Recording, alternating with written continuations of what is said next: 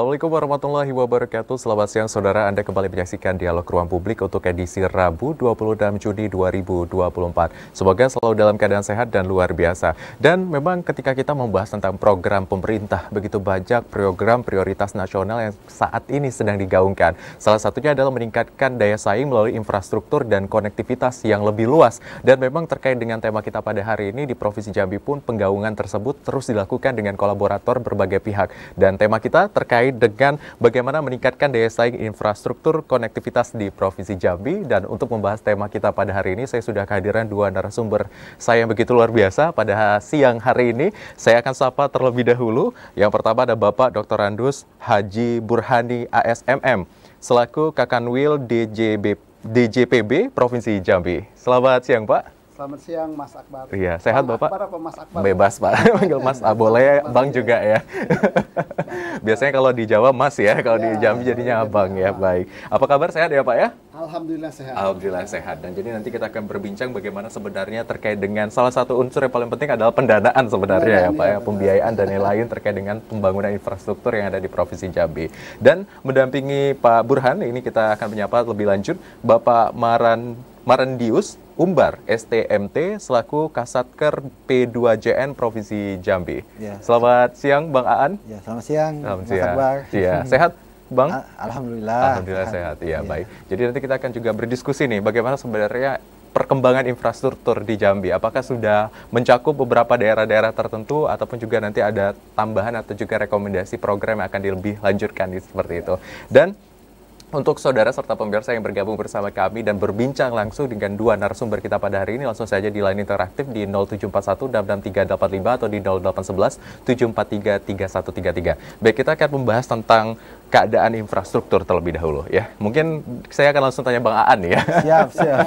Karena nanti kan konfirmasinya baru ke Pak Burhan ya Pak ya. Nah, Pak Aan ini sendiri, bagaimana sebenarnya keadaan infrastruktur yang ada di Provinsi Jambi? Ya. Baik, Mas Akbar, ini kalau kita ngobrol terkait yang namanya infrastruktur konektivitas, nah itu sebenarnya kompleks sekali, Pak. Iya, karena dia itu urat nadi ya. Yang namanya infrastruktur konektivitas itu kemanapun kita, apapun aktivitas kita, pasti melalui itu. Kita mau ke kantor lewat jalan, pasti kan mau ke mall nih, mau nonton, lewat jalan juga. Jadi memang itulah urat nadi dan juga infrastruktur utama itu yang harus kita tingkatkan.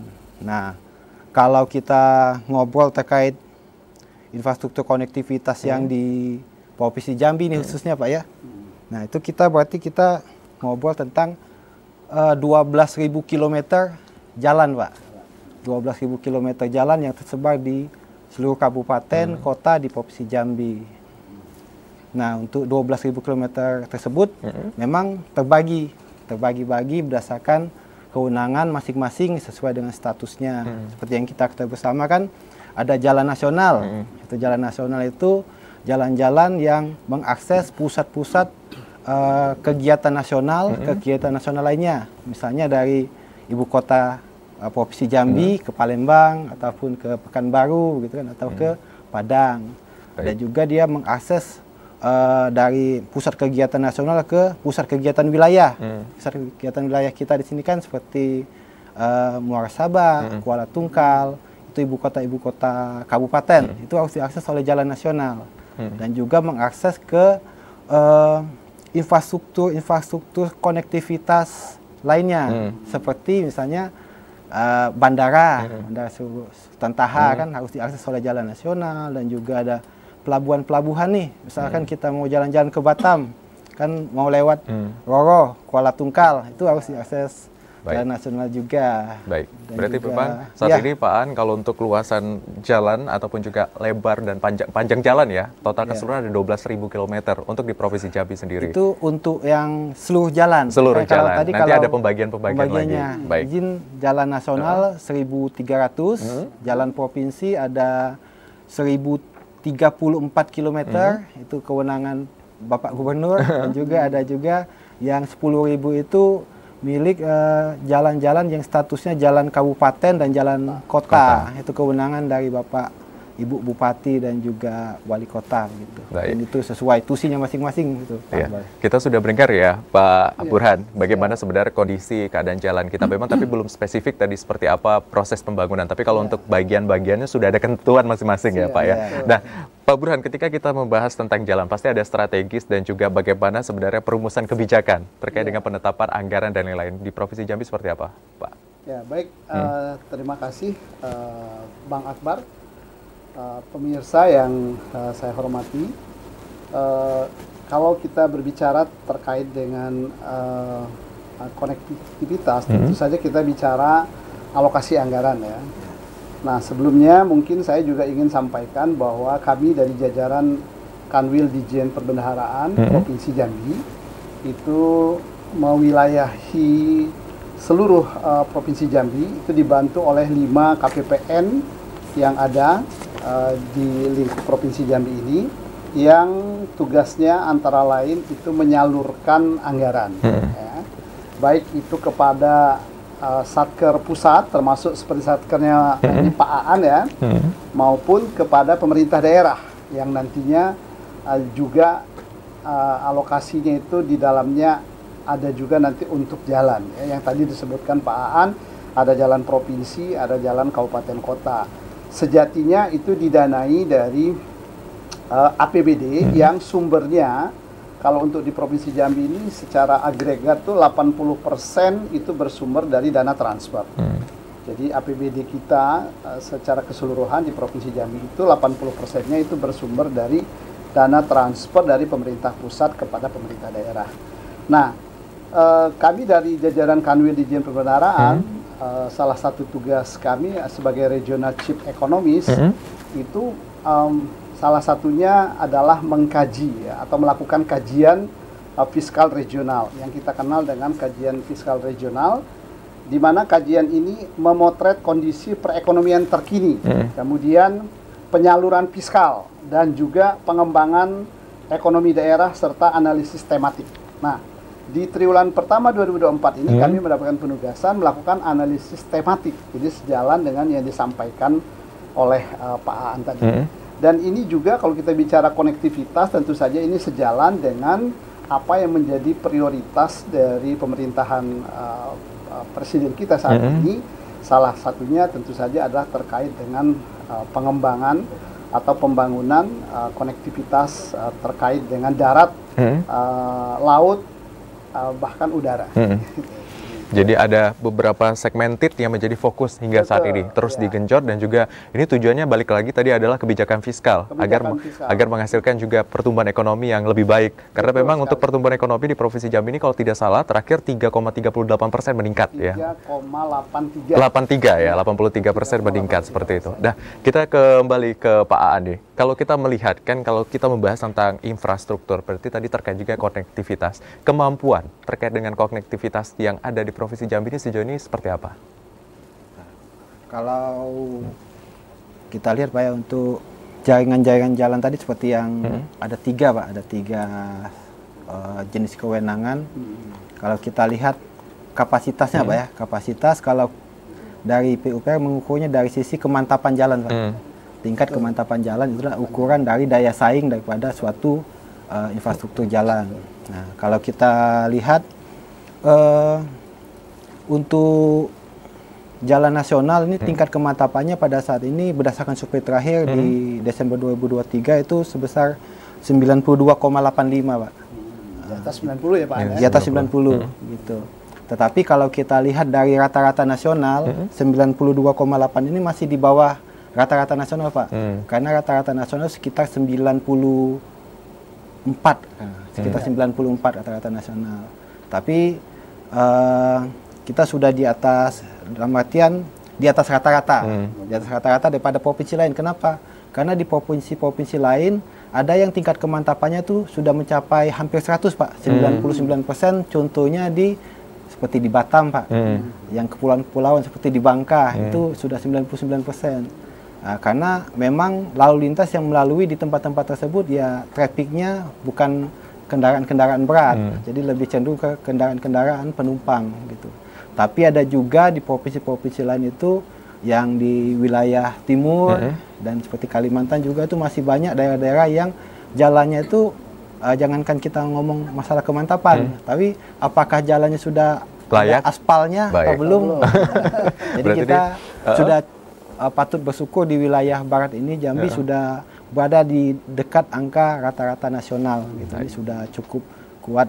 Nah, tapi perlu dikembangkan juga Pak, selain kan jalan nasional yang merupakan poros utama, itu kita harus menghubungkan dengan jalan-jalan provinsi Pak, yang merupakan sirip-siripnya kan, sirip-siripnya, dan juga jalan provinsi ini kan harus dihubungkan juga dengan jalan kabupaten.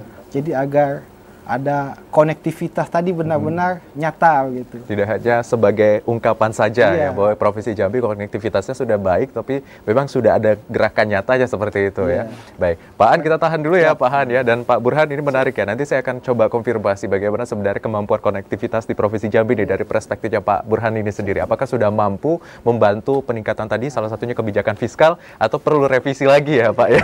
Nah, kita akan masih membahas, pemirsa, ini sungguh menarik ya pembahasan kita ketika kita membahas tentang infrastruktur dan juga kemajuan konektivitas kita. Tapi kita akan jeda, usai jeda kami masih akan kembali tetap di Dialog Ruang Publik.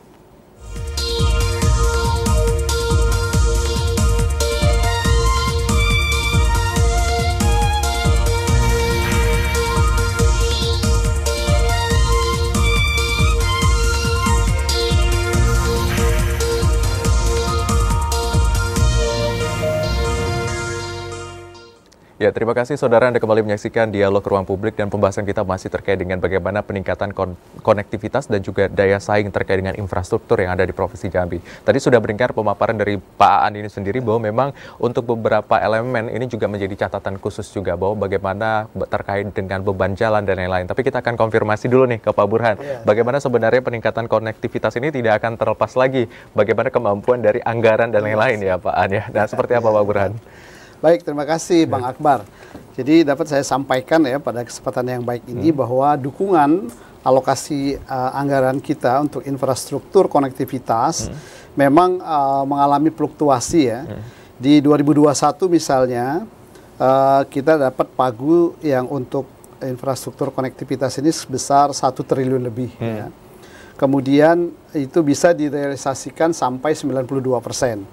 Lalu kemudian di 2022 kita mendapatkan pagu 882 miliar. Dan itu bisa direalisasikan sebesar 94%. Lalu di 2023 kemarin, ini memang cukup signifikan kenaikannya menjadi 2,726 triliun. Dan itu bisa kita realisasikan sebesar 99,9%. Kenapa begitu besar kenaikan di 2023? Karena memang seperti yang Bang Akbar tadi sampaikan, di 2023 itu kita mendapatkan alokasi untuk jalan bebas hambatan, ya, atau jalan tol, paket Tempino, paket Balino. apa namanya, Balino ya, Balino ya, Bayung Lencur Tempino, ya. Balino ya, paket seksi 3 istilahnya, dan itu dalam 2 tahun 2023-2024 itu sekitar 2,7 triliun. Untuk 2023 kemarin kita sudah alokasikan dan sudah direalisasikan 1,57 triliun ya. Tahun ini sekitar 1,2 triliun. Bagaimana nanti progres realisasinya sampai saat ini mungkin nanti Bang Aan bisa menyampaikan. Lalu di 2024 ini kita masih cukup tinggi dengan pagu 2 triliun lebih ya. Dengan realisasi sampai dengan akhir Mei itu sudah 881 miliar atau 43,3%. Ini sudah luar biasa ini. Mudah-mudahan sampai akhir Juni paling tidak ini bisa tembus 50% lebih realisasinya ya. Dan selain itu juga di 2023 yang lalu saya juga ingin sampaikan bahwa kita dapat tambahan dana Inpres jalan konektivitas ya, yang lahir Inpresnya itu di pertengahan tahun 2023 karena adanya ramai-ramai ribut di media sosial ya, dan itu berimbas kepada lahirnya Inpres nomor 3 tahun 2023 di mana Provinsi Jambi mendapatkan alokasi hampir 400 miliar tambahan anggarannya. Nah, di samping itu juga kita ada alokasi anggaran dari dana transfer ke daerah melalui DAK Fisik ya, DAK Fisik. Untuk 2024 ini kita mendapatkan alokasi anggaran 193,37 miliar. Ya, untuk konektivitas jalan ada di 3 subbidang, yaitu pertama jalan penugasan mendukung konektivitas daerah 107,28 miliar, lalu jalan penugasan tematik penguatan destinasi pariwisata prioritas. Nah, ini juga 23,56 miliar, dan jalan penugasan tematik penguatan kawasan sentra produksi pangan. Jadi ini juga didukung ya. 62,53 miliar. Jadi luar biasa. Nah, yang terakhir mungkin saya ingin sampaikan juga, kalau kita bicara konektivitas, tentu saja tidak hanya infrastruktur jalan, tetapi juga kita ada prioritas nasional. Kalau yang tol tadi kan PSN ya, proyek strategis nasional. Kita ada prioritas nasional terkait dengan connectivity ini, yaitu pembangunan Bandara Depati Parbo, ya, Sungai Penuh, dengan alokasi anggaran 43,86 miliar. Dan sampai akhir Mei sudah terrealisasi 62% lebih. Ini luar biasa. Baik, berarti realisasinya memang sudah sampai menyentuh angka 100% ya, hampir ya, dengan beberapa presentasi yang mungkin menjadi catatan juga ya Pak? Iya, betul. Untuk 2024 kita hampir 50%, tapi kalau di tahun-tahun sebelumnya itu sudah di atas 90%, sampai 95%. Baik, kita akan konfirmasi ke Pak Aan ini sendiri. Tadi sudah beberapa ada impres juga, kemudian juga bagaimana singkatan baru nih untuk proyek strategis nasional tadi, Baleno ya, Bayung Lincir, Tempino, dan lain-lain. Nah, seperti apa sebenarnya progres pembangunan dari beberapa infrastruktur yang memang sudah menjadi fokus pemerintah pusat, salah satunya impres dan juga tadi jalan tol? Baik. Mungkin yang pertama kita bahas yang hot dulu Pak ya, Baleno. Baleno. Untuk ya jalan tol Baleno seksi 3 ini kan sebenarnya gabungan antara sebagian yang ada di Sumatera Selatan, mulai dari Bayung Lincir ada 2 section itu. Selanjutnya di perbatasan Jambi Sumsel baru masuk ke ranah kita yang Baleno seksi 3. Ya, seperti yang Bapak akan disampaikan tadi, alokasinya total sekitar 2,7 triliun. Nah, kalau untuk status saat ini progres fisiknya itu sudah mencapai sekitar 85, sekian persen ya. 85, sekian untuk fisiknya. Nah, diharapkan nanti dapat tuntas di bulan Agustus. Ada bulan Agustus ini sehingga dapat ya melayani masyarakat yang mau, mungkin belum sampai ke Palembang Pak ya, bisa ke Bayung Lincir dulu. Lebih singkat waktunya ya, Mas. Memangkas waktu lebih singkat gitu. Itu untuk yang Bayung Lincir Tempino. Selanjutnya juga wacana ke depan ini untuk tol di Jambi ini tidak hanya Bayung Lincir Tempino seksi 3 saja, akan dilanjutkan dengan Tempino Simpang Nes. Tempino Simpang Nes panjang kurang lebih 18 km, 18 sekian Pak ya, 18 km itu sudah berkontrak. Sudah berkontrak di bulan Juni yang lalu, saat ini sedang proses land clearing.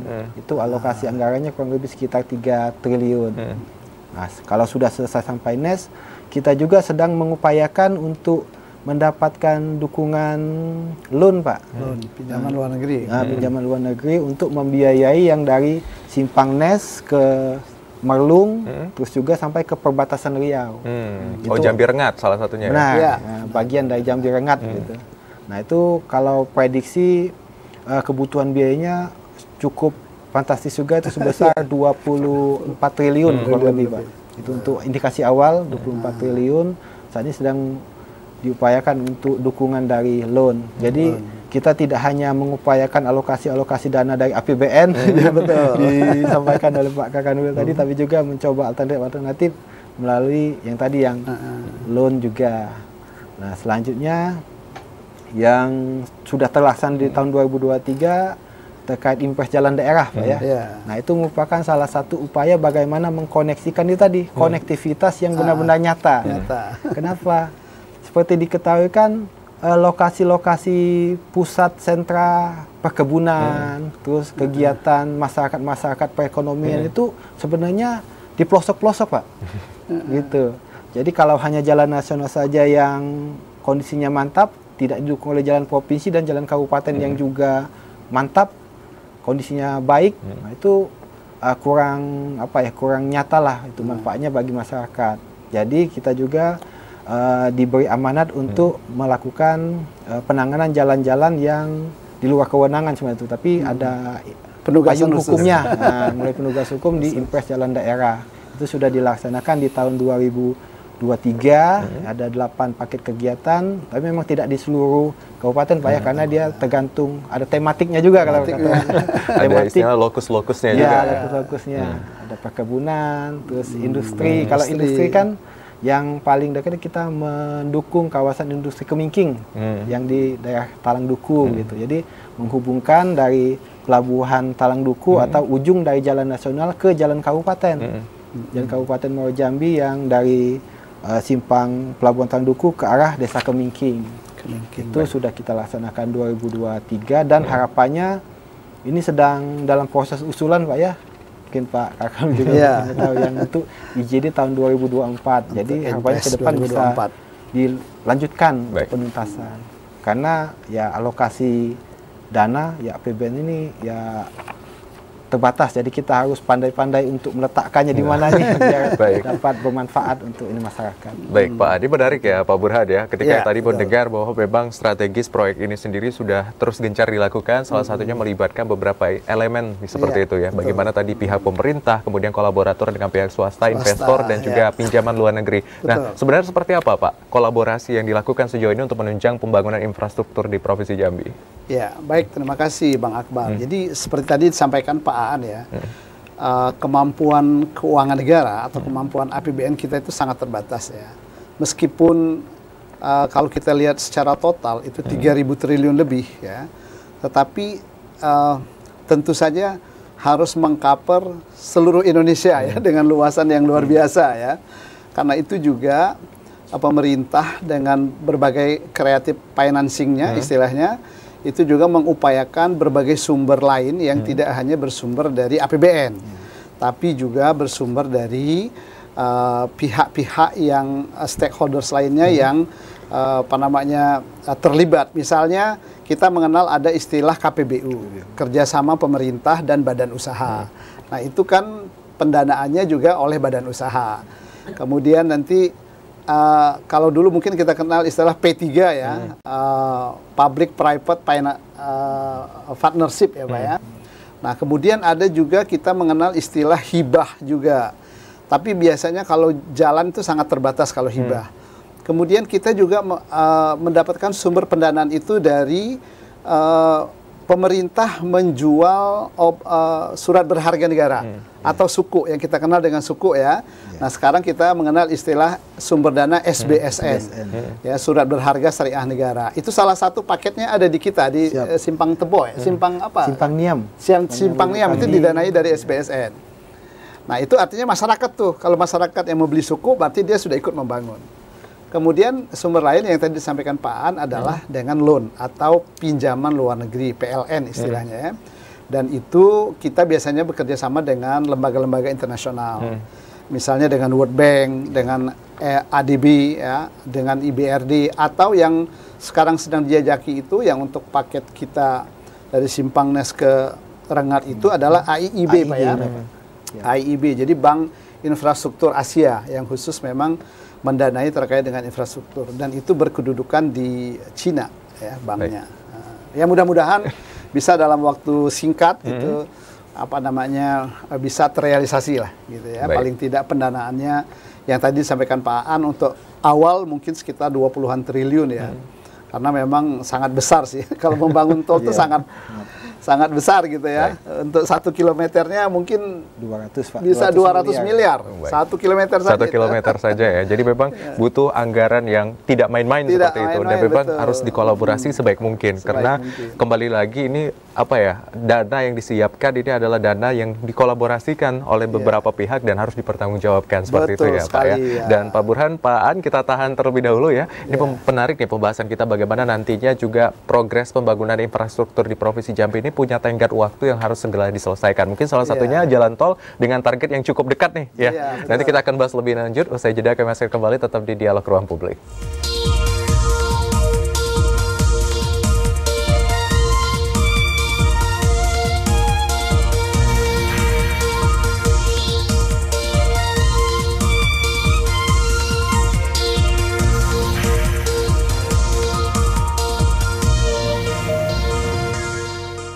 Ya, terima kasih saudara Anda kembali menyaksikan Dialog Ruang Publik dan tadi pembahasan kita masih terkait bagaimana konektivitas dan daya saing infrastruktur kita di Provinsi Jambi. Tadi dari Pak Burhani dan juga Pak Aan sudah menyampaikan bagaimana sebenarnya strategi yang sudah dikeluarkan, kebijakan anggaran dan kolaborasi yang dilakukan sejauh ini. Tapi ada hal yang paling menarik, bagaimana sebenarnya ketika hal tersebut sudah dilakukan, indikatornya atau tolak ukurnya sejauh ini seperti apa ya.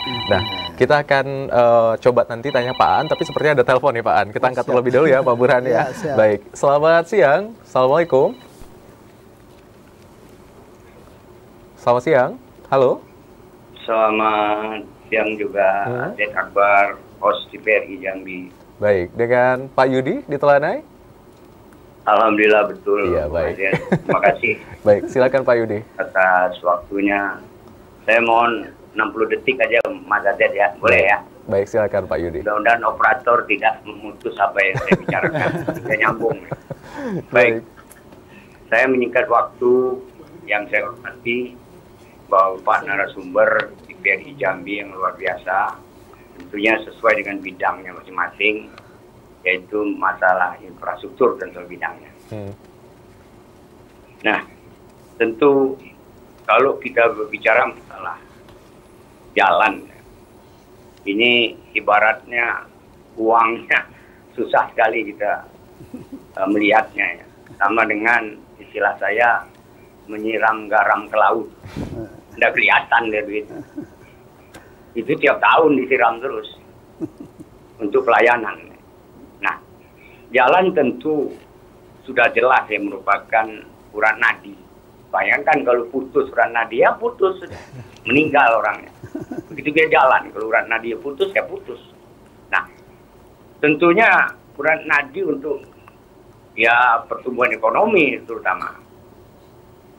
Mempermudah ya akses dari segala bentuk apapun saja untuk dilalui. Bidang apa saja. Kalau saya urai persatu mungkin 1 jam ini. Saking pentingnya jalan.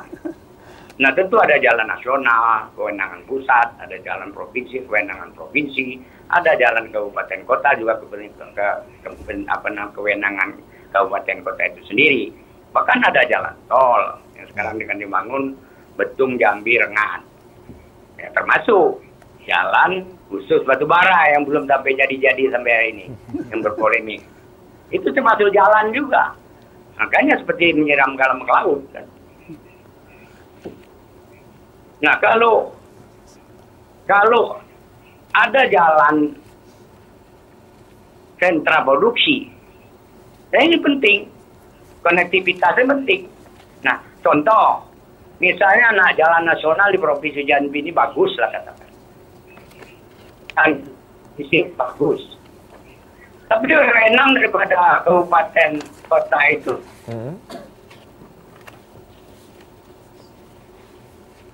Halo Pak Yudi? Baik, sepertinya terputus telepon dari Pak Yudi. Tadi kita baru menangkap sebagian bagaimana memang Pak Yudi mengamati bahwa terkait dengan anggaran seperti itu ya. Bagaimana membangun infrastruktur ini tidak main-main, tetapi memang anggaran harus dikeluarkan ini penuh dengan pertanggungjawaban. Apalagi terkait dengan sentra-sentra yang indikasinya adalah sangat prioritas seperti itu ya. Nah, kita akan lanjutkan lagi nih sebelum nanti kita akan mendengar kembali misalnya kalau Pak Yudi kembali terhubung dengan kami dan kita akan lanjutkan tadi. Salah satu ketika keberhasilan itu bisa dilihat adalah melihat indikator capaiannya. Benar ya Pak An ya? Nah, bagaimana sebenarnya indikator capaian sejauh ini dari pembangunan yang ada di Provinsi Jambi? Nah, untuk indikator capaian keberhasilan Pak ya, keberhasilan untuk perbaikan jalan itu salah satunya yang kalau yang secara data, secara data itu ya tadi tingkat kemantapan. Itu dilakukan survei, gitu kan, survei dengan alat khusus. Itu standar untuk menentukan kinerja suatu jalan secara kinerja suatu institusi. Tapi kan sebenarnya itu ada satu lagi yang dapat dirasakan masyarakat secara nyata. Sebenarnya itu adalah waktu tempuh, Pak. Ya, betul. Ya, waktu tempuh. Kalau dahulu, ini sebagai contoh saja biar kita enak ngobrolnya kan. Contohnya dahulu itu ada jalan dari kota Jambi ke arah Simpang Sijenjang terus ke arah Muara Sabak. Itu kan semula merupakan jalan provinsi yang di-upgrade, dinaikkan statusnya menjadi jalan nasional pada tahun 2016. Nah, sejak 2016 sampai terakhir tahun 2023 itu kita lakukan kegiatan rekonstruksi dan rehabilitasi. Salah satu yang pembiayaan terbesarnya di situ Pak, melalui dana tadi, dukungan SBSN atau suku tadi sebagai alternatif pembiayaan. Nah, setelah dilakukan penanganan secara intensif sampai dengan tahun 2023 terakhir, itu nilai kemantapan jalannya semula itu 74 sekian berubah menjadi 100%. Nah, sekarang kalau kita lihat apa sih Pak hasilnya? Nah, kalau dulu kalau saya dengar dari warga-warga setempat, Pak, kalau kami mau ke Muarasabah itu butuh waktu sekitar 3-4 jam Pak itu, di tahun 2018 gitu kan. Tapi kalau sekarang Pak, untuk capai dari kota Jambi ke Muarasabah itu bisa sampai dengan 1,5 sampai 2 jam sudah sampai. Jadi mereka lebih cepat untuk untuk aktivitas dari rumah di Sabah ke kota Jambi atau bisa sebaliknya pulang pergi gitu baik. Pak. Gitu. Itu yang nomor satu yang paling kuat. Terus selanjutnya ini biaya operasional kendaraan Pak, BOK. Ya, pastinya kalau efisien. Lebih efisien lah. Kalau kita lewat di jalan yang rusak, pastinya kan pelan Pak, lebih lama, konsumsi bensin juga lebih tinggi. Selain itu juga kendaraan kita jadi lebih cepat rusak gitu. Baik. Nah, tapi ketika jalannya mulus, kita jalan lebih cepat, konsumsi bensinnya lebih efisien, jadi lebih murah, Lebih dan murah. juga Betul. kendaraannya lebih Awet. jarang sakit. Iya, baik. Kita tahan lagi ya Pak An ya. Saya tambahkan sedikit. Dari sisi pemeliharaannya juga, kalau jalannya bagus, kan lebih efisien. Pemeliharaan jalannya ya. Pemeliharaan jalannya jadi ya. Alokasi anggaran juga yang dialokasikan untuk pemeliharaannya menjadi lebih sedikit kan. Kalau jalannya bagus. Oke, jadi menarik ya ketika memang ada elemen-elemen yang memudahkan sehingga masyarakat ini sendiri secara nilai apa istilahnya yang harus dikeluarkan lebih sedikit daripada seharusnya. Baik. Kita tahan dulu ya Pak An dan Pak Burhan, ini sepertinya ada telepon kembali, kita akan angkat. Halo, selamat siang. Ya, selamat siang Bung Azet. Baik. Oh, ini Pak Yudi ya? Saya ngerti ini apa diputus atau terputus. Baik.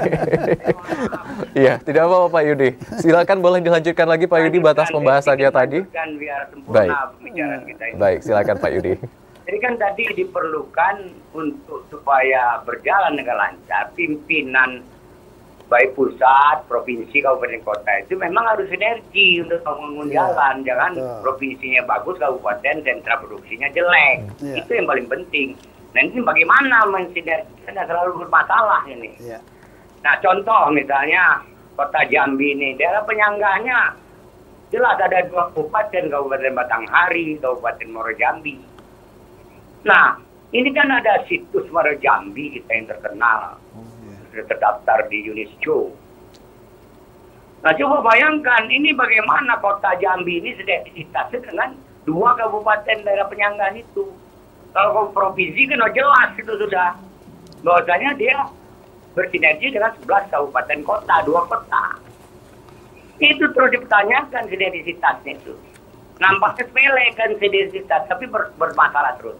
Nah terakhir, masalah jalan ini kan dulu sudah diteliti oleh PU Provinsi waktu zaman Pak M. Fauzi. Ini persoalan karet aspal. Di Palembang udah ngabiskan duit 600 juta itu. 600 jutaan penelitiannya karet aspal itu. Petani sudah dijanjikan Pak. Untuk membangkitkan ekonomi petani yang anjlok tuh karetnya. Apa yang terjadi? Sampai hari ini tenggelam. Hasil penelitiannya bagus. Bisa dilakukan. Karet Jambi itu dengan aspal, dia akan lebih kuat daripada yang lain. Baik. Ini tolong didorong lagi supaya petani karet kita yang dijanjikan itu bisa hidup lagi dia Pak. Baik. Saya begitu bingung kalau sudah ngabisin duit, hasil penelitiannya tidak jelas. Oleh Pak M. Fauzi itu, Kepala PUPR Provinsi. Tolong ini dibangkitkan lagi, coba kalau itu jadi, tiap hari bangun jalan karet aspal itu kan. Baik. Ini bukan sepele, ini sudah diteliti, habisin duit 600 juta. Di Palembang kan penelitiannya di laboratoriumnya. Baik. Setelah demikian, saya rasa perlu efisiensi jalan ini, sehingga semuanya akan bisa terkonektivitas. Terima kasih. Mohon maaf tambahannya. Wabillahi taufiq wal hidayah. Wassalamualaikum warahmatullahi wabarakatuh. Waalaikumsalam warahmatullahi wabarakatuh. Terima kasih Pak Yudi di Teladai. Jadi Pak Yudi ini memang begitu antusias mengamati bagaimana perkembangan daya saing infrastruktur kita sendiri. Beberapa penelitian dan ungkapan lainnya tadi adalah gambaran bagaimana masyarakat melihat bahwa perlu kolaborasi lebih lanjut seperti itu.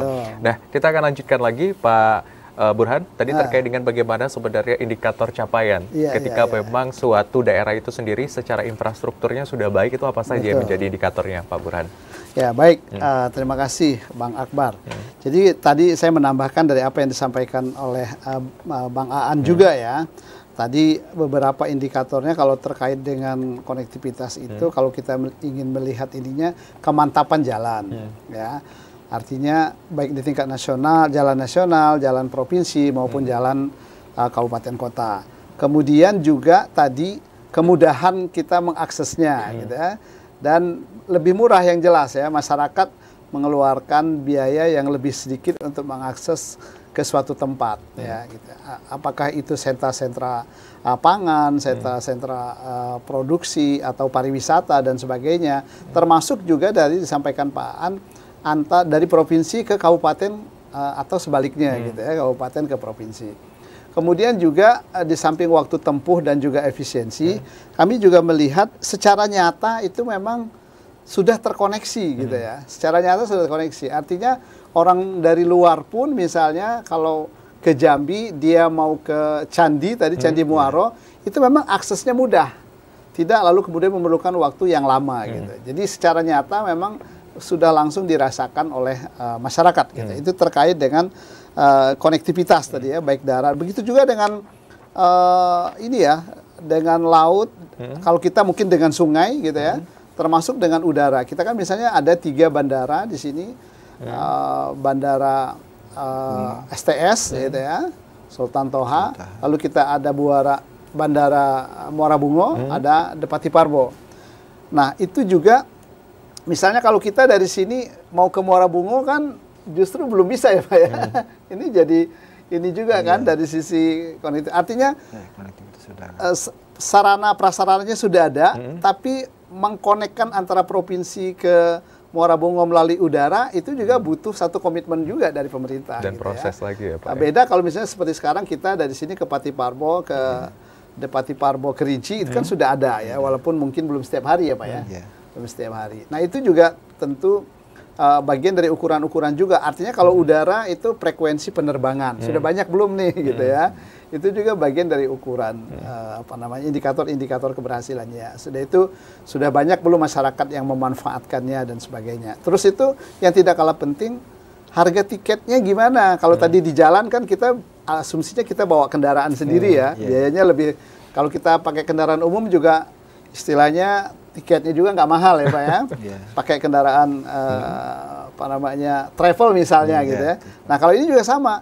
Misalnya kita pakai pesawat itu tiketnya mahal nggak? Gitu, kebijakan terkait. Ya, jadi kebijakan-kebijakan terkait itu juga akan sangat mendukung ya keberhasilan dari indikator-indikator kaitannya dengan infrastruktur.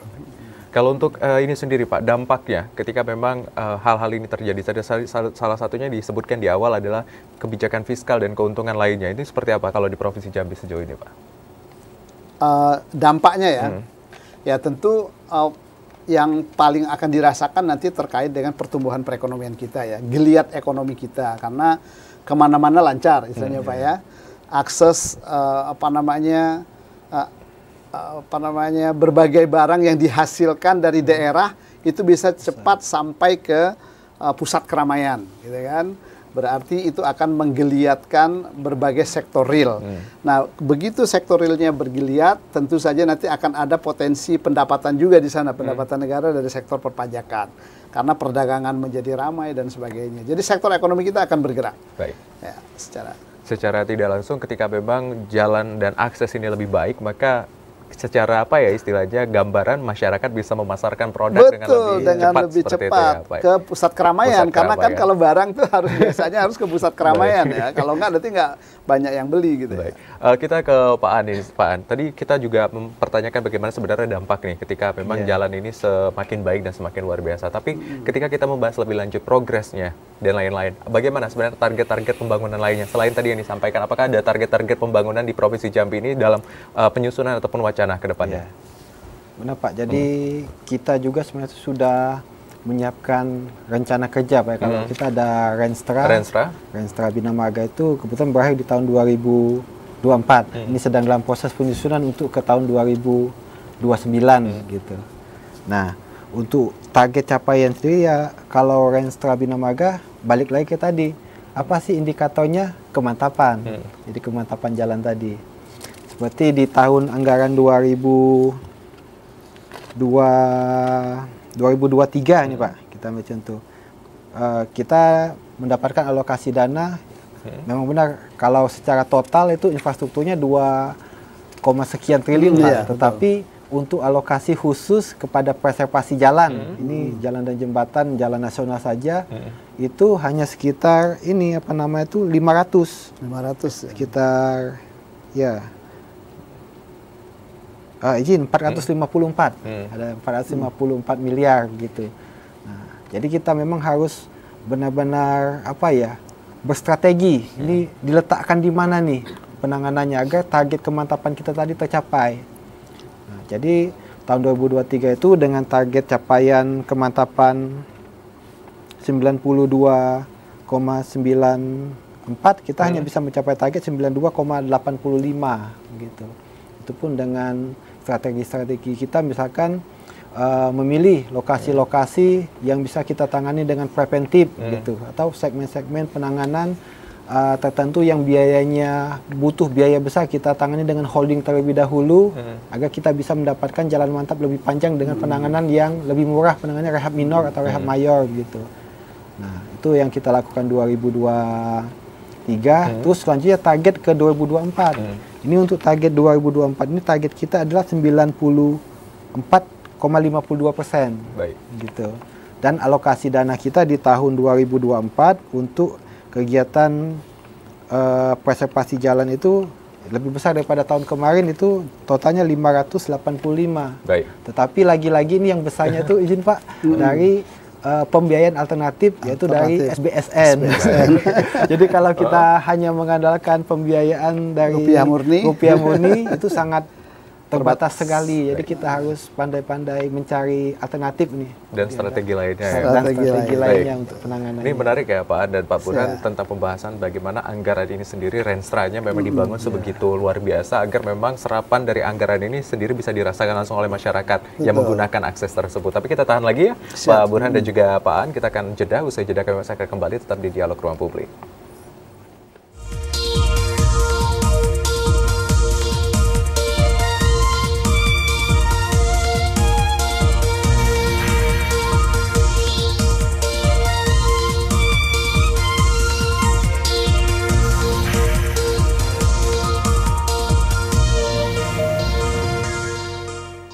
Ya, terima kasih saudara yang kembali menyaksikan Dialog Ruang Publik, dan tidak terasa pembahasan kita sudah berada di segmen terakhir yang artinya kita akan mendengarkan statement terakhir dari dua narasumber kita pada hari ini bagaimana terkait dengan topik dan tema kita. Kita akan persilakan kepada Pak Burhan terlebih dahulu untuk menyampaikan mungkin rekomendasi kepada masyarakat atau pemerintah. Silakan Pak Burhan. Baik, terima kasih Bang Akbar. Kami dari jajaran Kementerian Keuangan yang ada di daerah, khususnya di jajaran Dijen Perbendaharaan ya, sampai ke KPPN. Pertama, kami ingin sampaikan komitmen kami untuk mendukung secara penuh terkait dengan penyaluran anggaran, khususnya ya, baik itu yang bersumber dari APBN maupun yang nantinya masuk ke dalam APBD tentu saja. Nah, kenapa? Karena Bu Menteri sudah sampaikan bahwa setiap rupiah yang dikeluarkan itu harus jelas peruntukannya. Karena itu mari bersama-sama juga masyarakat harus mengawal nih. Kalau ada anggaran APBN ataupun APBD harus kita kawal secara bersama-sama peruntukannya. Kemudian yang kedua, kami juga ingin sampaikan kepada pemerintah daerah khususnya yang menerima dana transfer dari pusat, ya kiranya juga dapat memaksimalkan penggunaan anggarannya, ya termasuk tentu saja untuk proyek-proyek atau paket-paket yang berkaitan dengan konektivitas, ya. Nah, sehingga nanti bisa direalisasikan secara maksimal.